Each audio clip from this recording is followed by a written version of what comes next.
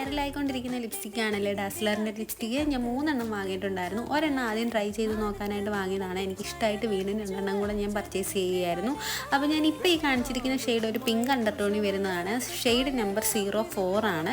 ഇതിൻ്റെ സ്മെല്ലെന്ന് പറയുന്നത് ഒരു മെഡിസിൻ്റെയോ എന്തോ ഒരു ടോണിക്കിൻ്റെയൊക്കെ പോലത്തെ ഒരു സ്മെല്ലാണ് എനിക്ക് ഫീൽ ചെയ്തത്. പക്ഷേ നമുക്ക് ഭയങ്കരമായിട്ട് ബുദ്ധിമുട്ടൊന്നും ഉണ്ടാവില്ല. നല്ല കംഫർട്ടബിളാണ്. ഇട്ട് കഴിഞ്ഞാൽ ഭയങ്കര ക്രീമി ടെക്സ്ചറാണ്.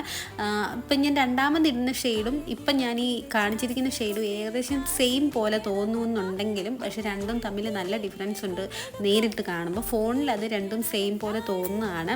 ഈ ഷെയ്ഡ് നമ്പർ 29 ആണ്. ഇതും ഏകദേശം പിങ്ക് അണ്ടർടോണി വരുന്നത് പോലെയാണ് ഇതിൽ കാണുന്നത്, പക്ഷേ അല്ല, ഒരു റെഡ് അണ്ടർടോണി വരുന്നൊരു ഷെയ്ഡാണത്.